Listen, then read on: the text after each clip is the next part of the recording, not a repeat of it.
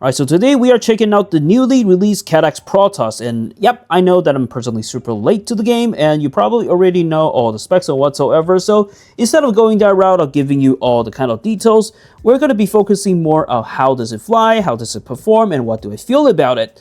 Alright, so, without further ado, let's get right into it.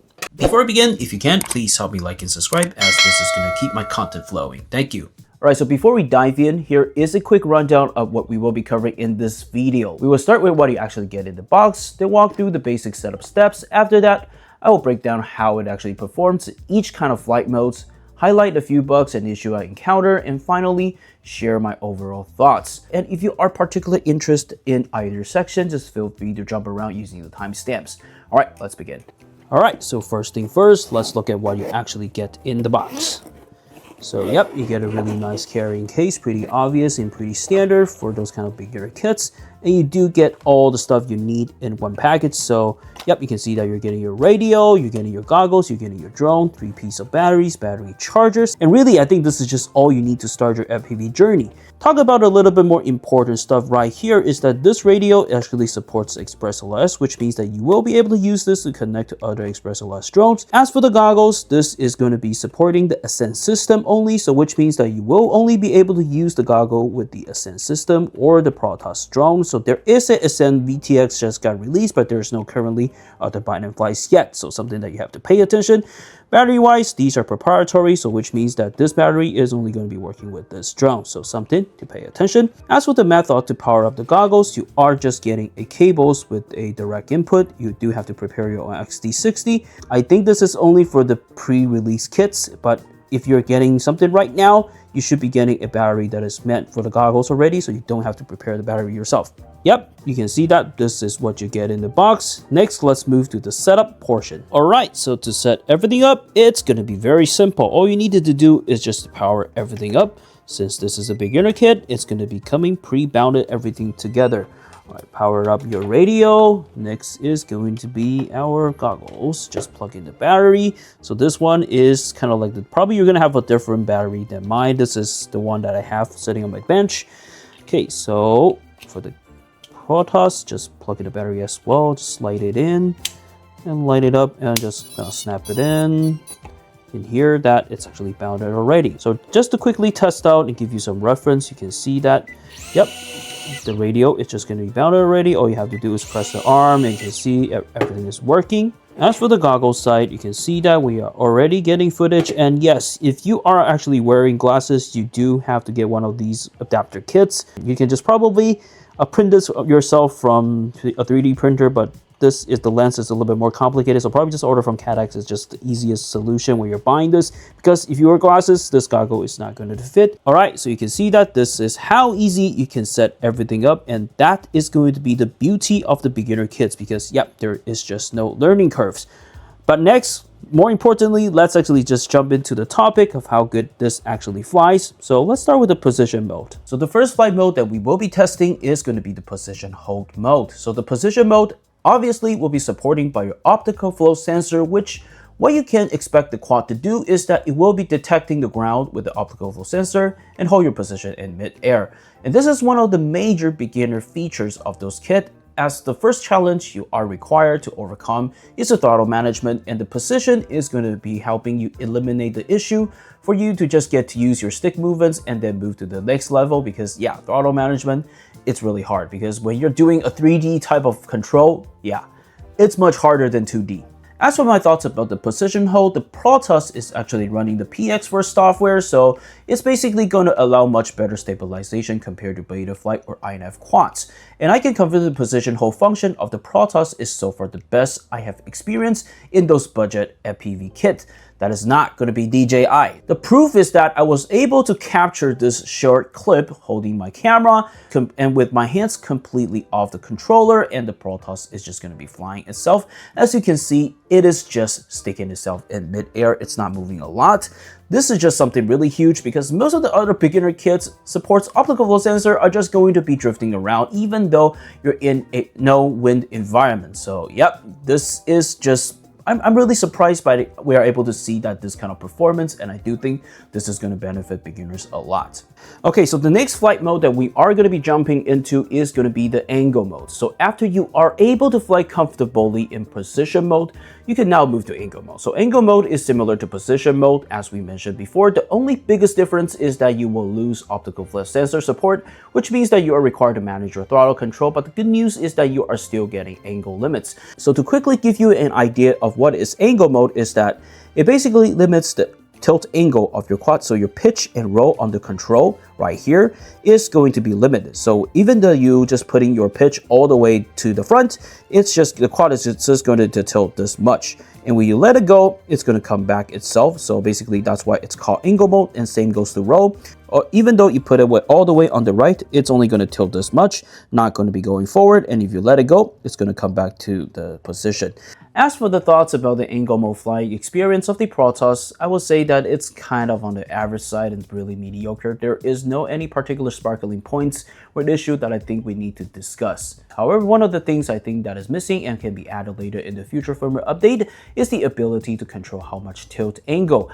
As FPV drone is basically going to be gaining their speed by tilting, the larger the angle, the faster the speed. So in this mode, I do wish the Protos will have a firmware, kind of like a future update, to make it much easier for beginners to learn with by adding 3 separate speeds. So low, mid, and fast. So the low speed will have less tilt angle, mid, you're going to have slightly more tilt angle, and fast, you're going to get the most tilt angle, which, yeah, you know, I think this is going to help beginners significantly because they can just learn from their own pace instead of just having to be stuck in one and kind of learn everything by themselves. So once you have completed and get familiar with both beginner modes, you can move to Acro mode, which right now everything is just going to be completely manual, so no more optical sensor to help you with the throttle management and angles to limit your angle limits. You're now on your own, but this is where the true FPV fun begins. Since Acro mode is just manual, I don't think there's a lot of stuff that we need to talk about, but just to give you a summary of the Acro mode flying characteristic and what I think about it, to be honest, I am not too fan about it. The rates is actually pretty low. It's like really low, which the response of the stick movements are going to be quite slow. Slower rates are going to be good for beginners, but may not be good for FPV like freestyle tricks. Here's just an example of us doing the roll, and you can see it's not very fast. The slower rate is actually not going to be an issue because you are able to kind of correct it, but the quad is running on PX4 software, and so far there is no official guidelines, at least when I was making this video, to show you how you can change the rates. So yeah, that's kind of the problem, that you are just stuck in this kind of rate, and probably that's a big problem for some people because yeah, rates is really a personal thing. Besides the rate, I do think that one of the things that they can correct is the throttle is actually pretty sensitive at this mode. I would hope that they can make it a little bit tamer because like it's just like when you push it a little bit, it's just going to shoot itself out. It's really hard to find a perfect balance. I would say adding some RC smoothing and throttle curves can definitely help, but I don't know if there's a thing for the PX4 software, and maybe there is, but right now there's no guidelines as well, so yep, something that you have to live with. Lastly, something I noticed regarding the FPV view is that there is definitely more delays in the feed compared to other systems. So basically, it's really hard to fly fast in this mode because there's a delay right there. It just feels weird when your stick is not aligned with your controls in your of what you're seeing. That's a very weird kind of experience. Like it's just this is kind of like a problem for digital system, but this one is a little bit more, and I just wanted to warn you that this is something that you might actually experience as well. All right, so after the flight, let's actually talk about a few bugs and concern I'd actually encounter.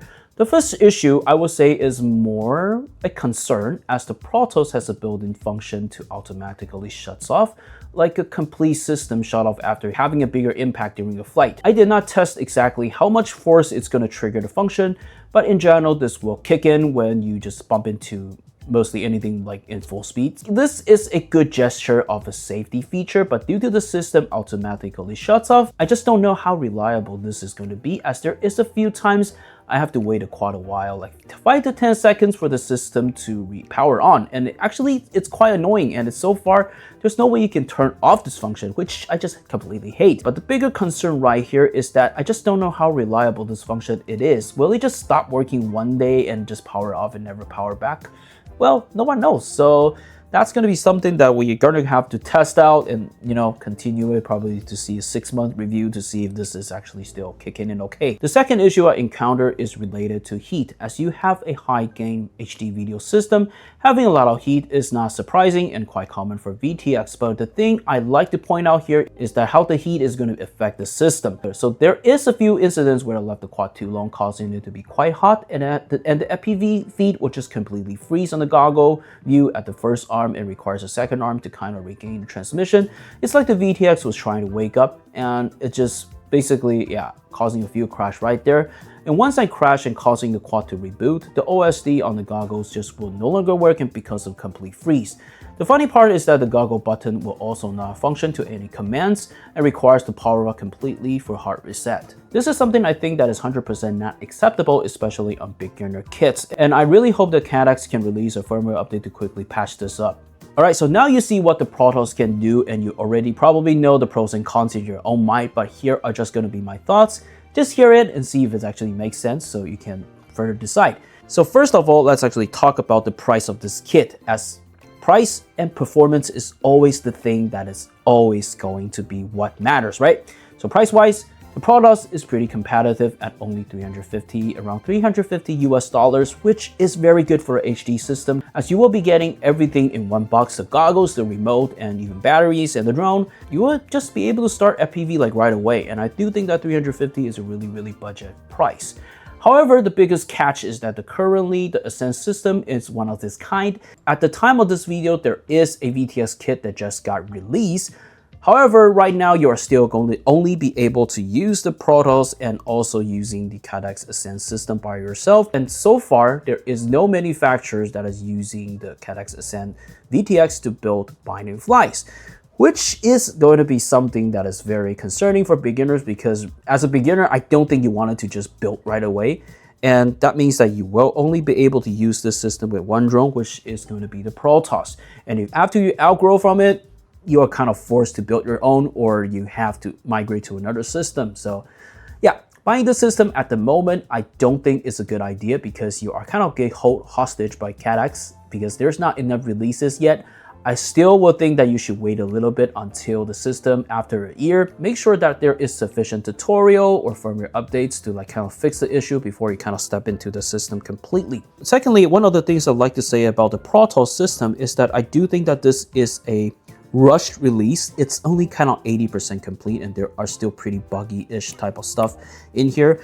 And I do think that you should wait until Walksnail actually fix it before actually purchasing it, because kind of like the MO of a Walksnail is that they always release something that is generally 80% complete and requires a further patches to kind of fix it up. And that is quite annoying, because come on, why should you be releasing products like this and just pissing off your customers?